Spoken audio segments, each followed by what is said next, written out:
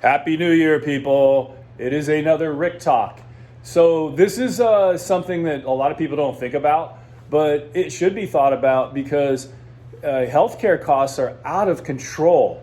And it is a known fact that about 80% of all diseases in America are self limiting and self induced, meaning we do it to ourselves. 20% we have no control over, and that's when we need the medication and we need the surgery, and it is truly genetics. When I was a kid, I remember going over to my cousin's house in Washington County, Pennsylvania, and I would spend summers there, a large part of my summers, and he was always heavier.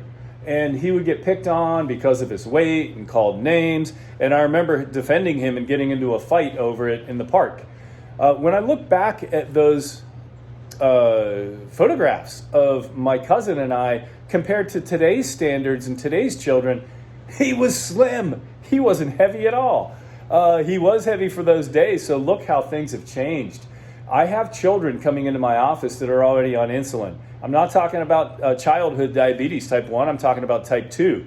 These kids, they're under 18 years old and they're 250 pounds and they're on insulin. They're taking the swallow type insulin pills like metformin. We're killing ourselves and it's driving up healthcare. I'm going to institute sports programs for kids that do not fit the mold of the football player. I was one of the fastest running kids in my school. I was recruited as a running back in football. I lasted about 2 months, not because I couldn't take it, because I didn't like football. I like watching the Steelers. Oh no, Ohio. That is, I can't lie. I'm a Steeler fan. Living in Ohio, I'm a transplant. But I wasn't into the team sports. I was more into martial arts. And besides Spider-Man then came on TV after school, and I said, that's it, I quit. Coach was disappointed and angry, but that's just the way it was. I want to get the kids that fall through the cracks. Maybe the introverts, maybe the people like me that were a little different, just didn't fit into that mold of football and basketball. Those people are being missed. I want to educate them on jiu-jitsu, karate, yoga, whatever it may be. And we're going to institute that in our school programs. We're also going to talk about real nutrition. There's a movement to say obesity and being heavy is healthy today. I will tell you it's not. I'm not going to play that game. A lot of doctors are just loco in the head, or they want to drive an agenda, or they want to fit in with today's political correctness. And they're saying that being overweight or obese, that's healthy. It is not. You see it in the magazines. It makes me angry where people are telling people that it's okay to be obese. Now, human worth-wise, it's okay. My mother struggled with her weight all the time. She finally had an answer and got it under control in the later part of her life and was doing great. There is nothing wrong morally with being overweight, but it is unhealthy. Somebody that's thin and in shape has no more human worth than somebody that is not, and we all need loved. But I will tell you, I see it in my practice. As people get older that are heavy, they're more prone to disease and dying young, rising up healthcare costs. So I'm going to start them young.